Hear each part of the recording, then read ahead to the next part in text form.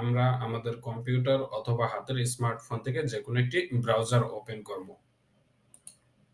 Browser open করার পর Google যে সার্চ ইন বা সার্চ বারটা আছে এখানে আমরা লিখব BRTA স্পেস BSP লিখে সার্চ করব। প্রথমে যেই ওয়েবসাইটটা দেখতে পারতেছেন brta.brt.gov.bd এটা তারপর হচ্ছে ২ নাম্বার ও ৩ নাম্বার এই তিনটা সেম অ্যাড্রেস। এই তিনটা এই ওয়েবসাইটটা হচ্ছে BRT এর সার্ভিস পোর্টাল। আমি হচ্ছে এই welcome to the BRTS service portal এখানে ক্লিক করলাম। এখানে ক্লিক করার পর BRTS সেবা বাতায়নের প্রথম পেজে আমাদের নিয়ে আসলো। এখানে BRTS যাবতীয় তথ্যগুলো এই ওয়েবসাইটের মাধ্যমে পাবেন এবং BRT এর যে অনলাইন সেবাগুলো আছে আমরা এই ওয়েবসাইট এই যে BRTS সার্ভিস পোর্টাল এই ওয়েবসাইটের মাধ্যমে আমরা সেবাগুলা নিব। সেবাগুলা নিতে হলে আমাদের প্রথম এই ওয়েবসাইটে একটা অ্যাকাউন্ট খুলতে হবে। সেই অ্যাকাউন্টটা কিভাবে খুলবো সেটা আমি দেখাচ্ছি।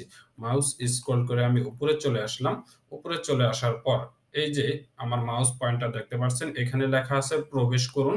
২ নম্বরে লেখা আছে নিবন্ধন এবং ৩ নম্বরে আছে ল্যাঙ্গুয়েজ। এখানে যদি আমি ল্যাঙ্গুয়েজ ইংলিশের উপর ক্লিক করি তাহলে এই সার্ভিস পোর্টালটা সম্পূর্ণ ইংরেজি ভাষায় হয়ে যাবে। আর বাংলার উপর ক্লিক করলে সম্পূর্ণ ভাষা হয়ে যাবে বাংলা। এখন আমরা যেহেতু নতুন এই ওয়েবসাইট থেকে আমরা হচ্ছে আমাদের সেবা নিব বা আমাদের কাজগুলো করাবো, সেজন্য আমাদেরকে প্রথমে হচ্ছে নিবন্ধন যে ঘরটা আছে এই নিবন্ধন ঘরের উপর বা বাটনের উপর ক্লিক করব। ক্লিক করার পর এখানে লেখা আছে অ্যাকাউন্ট নিবন্ধন করুন। আর আপনি যদি অ্যাকাউন্ট নিবন্ধন করে থাকেন তাহলে এখানে ক্লিক করুন। আর আপনার কি কোনো অ্যাকাউন্ট নেই তাহলে এখানে নিবন্ধন করুন। তারপর জন্ম তারিখ। এখানে আপনার জাতীয় পরিচয়পত্র, ভোটার আইডি কার্ডের যে জন্ম তারিখ, মাস, সাল দেওয়া আছে সেগুলো এখানে প্রদান করবেন। আমি হচ্ছে এখান থেকে জন্ম তারিখটা সিলেক্ট করে দিলাম। এরপর মাসের ঘর থেকে মাসটা সিলেক্ট করে দিলাম। তারপর হচ্ছে জন্ম সালের ঘর থেকে জন্ম সালটা আমি সিলেক্ট করে দেব। জন্ম সাল সিলেক্ট করার পর জাতীয় পরিচয়পত্র নম্বর, এই জাতীয় পরিচয়পত্র নম্বরের ঘরে জাতীয় পরিচয়পত্র নম্বরটা প্রদান করব। স্মার্ট এনআইডি ১০ টা সংখ্যা, ১০ সংখ্যা এখানে দেব। আর যাদের হচ্ছে ম্যানুয়াল বা ১৩ সংখ্যার এনআইডি আছে তাদের হচ্ছে ১৩ সংখ্যার এনআইডির পূর্বে আপনার জন্ম সালটা দিয়ে দিবেন। এই যে এখানে লিখে দিয়েছি। তাই আমি হচ্ছে আমার স্মার্ট এনআইডি নাম্বারটা দিলাম। তারপর এই যে অনুসন্ধান সবুজ যে সার্চ ঘরটা আছে এটার উপর আমি ক্লিক করলাম। ক্লিক করার পর no data found EC pending. তারা বলতেছে ইসিতে আমার ডাটাটা খুঁজে পাওয়া যাচ্ছে না। আমি আরেকবার ট্রাই করে দেখি।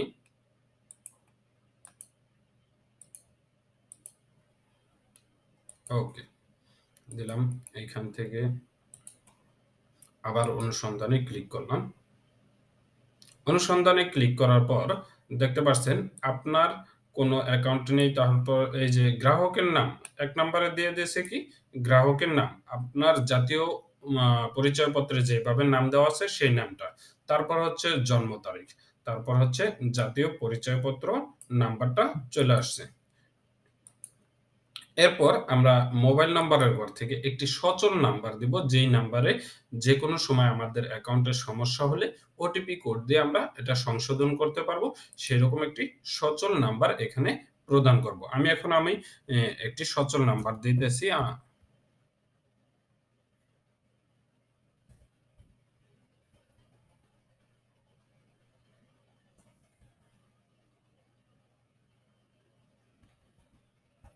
ওকে, নাম্বার দিলাম।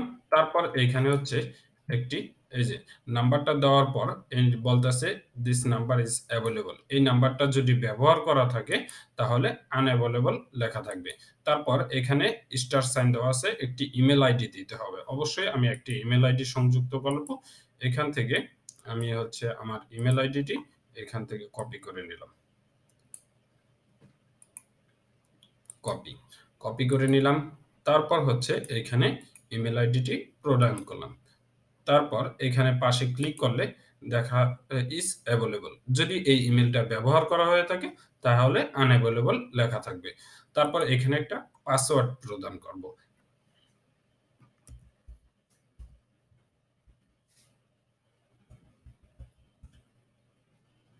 পাসওয়ার্ড দিলাম। তারপর একটা কনফার্ম পাসওয়ার্ড দেব।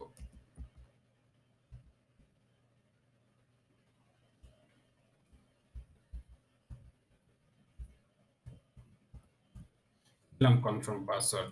তারপর নিবন্ধন করুন এই বাটনের উপর ক্লিক করব।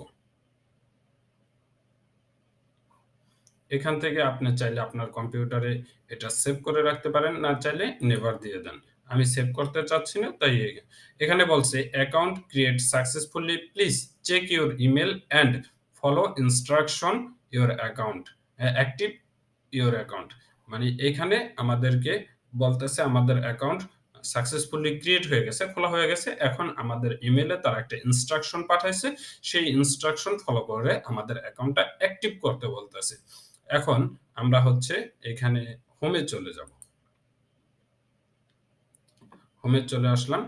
আমাদের ওইখানে কোনো কাজ নাই। এখন আমরা আমাদের ইমেইলে চলে আসলাম। ইমেইলে চলে আসার পর এই যে ১ম এই দেখতে পাচ্ছেন বিএসপি লেখা, এই user active, BSP user active. Bangladesh road transport service portal, authority service portal থেকে আমাদের একটা ইউজার অ্যাক্টিভ দিয়ে দিয়েছে। Dear user, this email given by the registration of a new account BRTS service portal. এখানে আমরা তারপর বলছে click the follow link to validated your account. এখানে আমরা ক্লিক করব, তাহলে আমাদের অ্যাকাউন্টটা অ্যাক্টিভ হয়ে যাবে। ওকে, আমরা ক্লিক করলাম এখানে। User activated successfully, please log in. এখন এখানে আমরা হচ্ছে আমাদের ইমেলটা প্রদান করলাম। তারপর হচ্ছে আমরা আমাদের পাসওয়ার্ডটা প্রদান করব।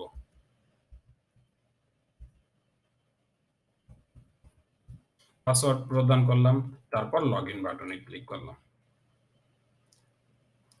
An OTP on time password has been sent. আমি যেই নাম্বারটা প্রদান করছি, প্রথমেই বলছি একটি সচল নাম্বার দিবেন, সেই নাম্বারে একটি ওটিপি গেছে। সেই ওটিপিটা এখন প্রদান করব। এখন ওটিপিটা হচ্ছে আমি আমার ভাইয়ের নাম্বারে দিয়েছি। এখন তার থেকে আমি একটু আমার ওটিপিটা কালেক্ট করে নিই। ওকে, আমি আমার ওটিপি নাম্বারটা বসায় দিয়েছি। এখন হচ্ছে ভেরিফাই বাটন। এই যে ভেরিফাই বাটনটা এখন সাদা আছে, মাউস পয়েন্ট নিলে হচ্ছে গ্রে কালার হয়ে যাচ্ছে। এই ভেরিফাই নাম্বার বাটনের উপর আমরা ক্লিক করব। Your OTP verified successfully, please logged in to continue. আমি আবার হচ্ছে আমার ইমেল টা প্রদান করলাম। তারপর হচ্ছে পাসওয়ার্ড দিলাম। তারপর হচ্ছে আমরা লগইন বাটনে ক্লিক করব। লগইন বাটনে ক্লিক করার পর আমাদের অ্যাকাউন্ট সাকসেসফুলি ক্রিয়েট হয়ে গেছে। এখন এটা হচ্ছে আমাদের নতুন একটা অ্যাকাউন্ট। এখন এইখান থেকে আমরা কি, কি সেবা নিতে পারবো? এই যে বাম পাশে বিএসপি, তারপর হচ্ছে একটা ছবির আইকন, নিজের নাম, স্বাগতম। ১ম এ আছে হোম। হোম বারে কি, কি আছে? ড্যাশবোর্ড। ড্যাশবোর্ডটা এইটা দেখতে পাচ্ছেন। তারপর হচ্ছে ড্রাইভিং লাইসেন্স। এখানে ক্লিক করলে কি, কি আসছে? শিক্ষানবিশ ড্রাইভিং লাইসেন্সের জন্য আবেদন। তারপর হচ্ছে শিক্ষানবিশ লাইসেন্সের মানে রিনিউ বা পুনঃপরীক্ষার জন্য আবেদন। বিদেশি শিক্ষানবিশ লাইসেন্সের জন্য আবেদন।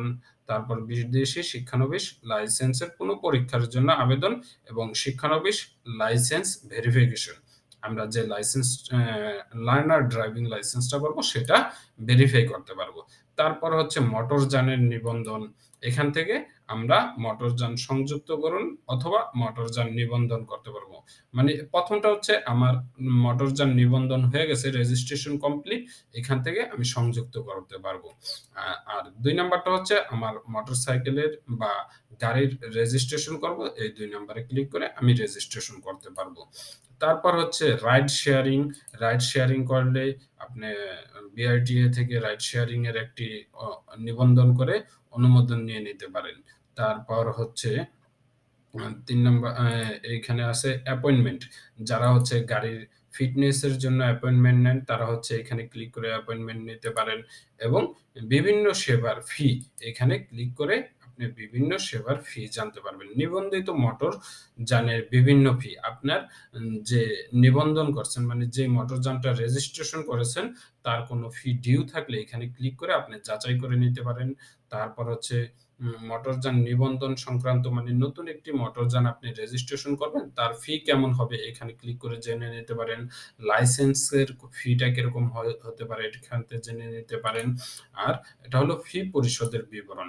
এইখানে ক্লিক করে আপনি যদি এই অ্যাকাউন্টের মাধ্যমে কোনো মোটরযান রেজিস্ট্রেশন ফি বা ট্যাক্স টোকেন অথবা ফিটনেস ফি অথবা লাইসেন্সের ফি প্রদান করে থাকেন, এই ফি জমা বিবরণে ক্লিক করে আপনি আপনার সেই তথ্যগুলো জেনে নিতে পারেন। আমাদের পরবর্তী পর্বে আমরা দেখাবো কিভাবে আপনি হচ্ছে একটি লার্নার ড্রাইভিং লাইসেন্স অথবা শিক্ষানবিশ ড্রাইভিং লাইসেন্সের কিভাবে আবেদন করবেন সেটা দেখাবো।